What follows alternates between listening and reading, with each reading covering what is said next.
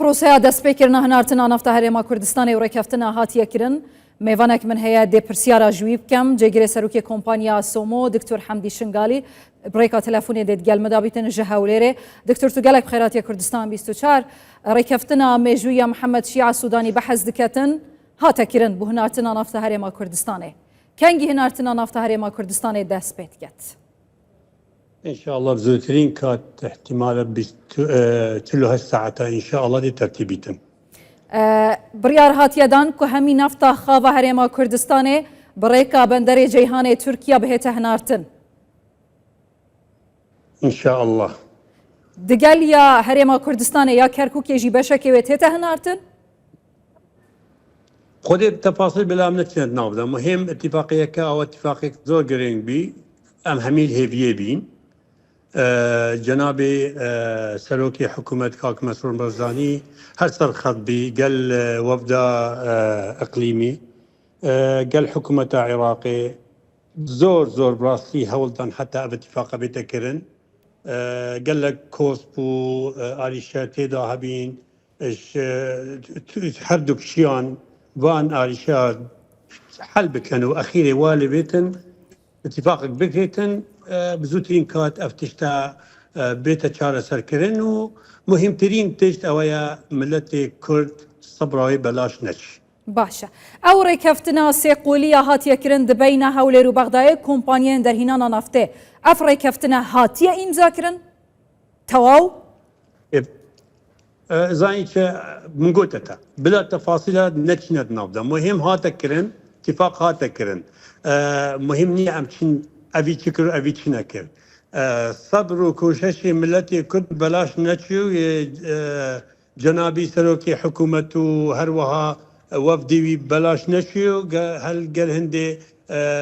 حکوومەتە فیدرالیش هاتە سەرخەت گەلمە والحەمدولله ئەوە شەکی زۆر مەزنە ئەمە ئەوە چی کرد و ئەوی چی کرد و چاوەمە کرد ئەدبێژم پێ نەبێت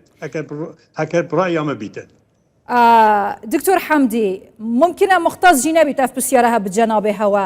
لێ دەستپێکردنە هەنارتنە نەفتە هەرێما کوردستانê کێشەیە هەنارتنە موچەی چارەسەر دکات والله ام لوي اوين لوي وقبي امنيتنا ان شاء الله دبي وبيتن باشە 48 دەمژمێر هاتینە خەمێمە هاوڵاتی کووردە بڕاستی بێژمەتە ئەو سەبرێ ئەوە کێشایی کەس نەکێشایە مەمنونی وانین اش بچیک حتا مەزن کوشیان تەحمل و سەبرە vê مەوزوعی بکەن حتا بێگاوێ کەواتە پشتی چەندین ساڵێن ڕێکنەکەفتنێ چەندین ساڵێن ناکۆکیان ئێدی هەولێر و بەغداد تەمام ژڤان ناکۆکیە و بینە و بەردە و چوونە شاندی و هاتنە شاندی خلاص بوون ئێدی بێکێشە موچەت هێتە هەنارتن والله اف سؤاله وكي كاك فاصل بيجت حلاوي بغداد جنينه تباور كيف او نبي النادي هل تشك هبتن مستقبل دو او يعني قمنيه بس مهم تشتي مظنه تشكر باش بالحمد اما دكتور بس احمد محتاج تشوف دا نبي نجارك هذه بو مشاكل دكتور بو خلكي مهمه بدس بكرنا هنارتنا نفطي مجبهت مجدهت خلاص فعلا أبا مهمة أنا إن شاء الله دقيت ما دان يك جناب سروكي الجلمة سروكي حكومتي الجلمة سروكي حريمي الجلمة حكومة فيدرالي خلقك هاي باش الموضوع تيجي وقلمنا الحمد لله باشا دكتور برامبري $16 وزارة نفط عراق بريار دايا کو نفتی بدته کمپانیایان دەرهینانە نەفتە کوردستانê ئایا بڕاوێ دیارە؟ تێنەگەیشتم یعنی بەرامبەری $16 کو وەزارەتە دارایی عێراق بدەتە کۆمپانیایان دەرهینانە نەفتە کوردستانê نفتی بدەتێ ڕاستە؟ طبعا دیارە بڕاوێ چەندە؟ برامبري $16 كما قلت افتشتا زيادة فنيات زيادة متعلقة بوزارة النفط وانا دي ديار بتوقتي دست بكن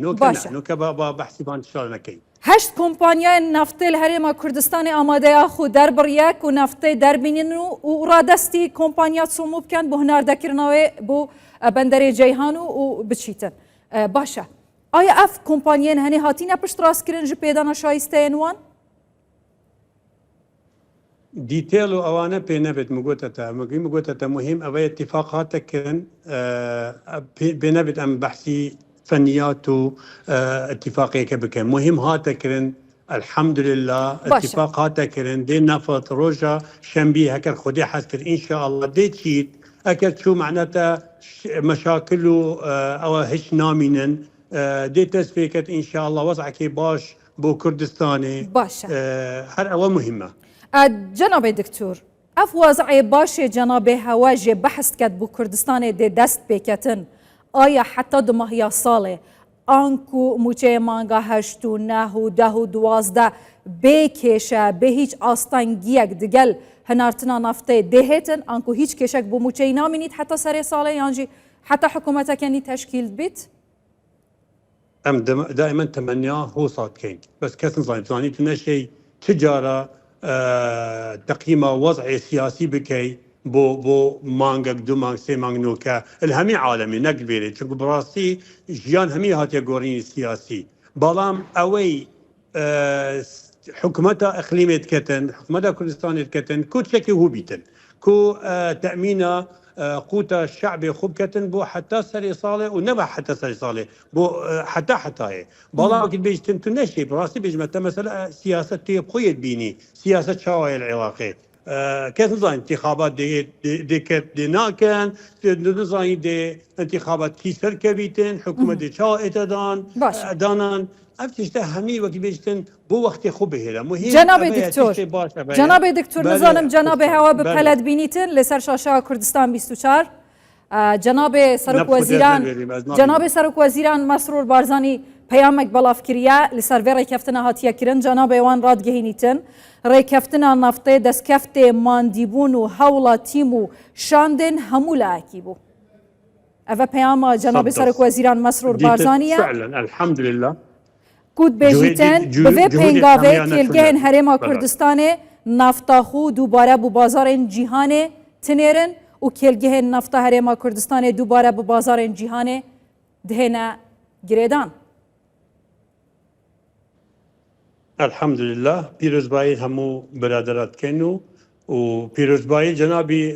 سرک حکومتی کن چون براستی خمخوری او موضوع ابو زور والحمد لله بدلوی بی ان شاء الله. باشا جناب دکتور افری کفتنا هاتیا کرن یا بین حولر و بغداد و کمپانیان در هینا نفته دشید ببیت دست پیک یانجی بنگهد در هینا یاسا و نفت و غازه نه خولا پارلمان بلکه خولا دهاتی ممکنه؟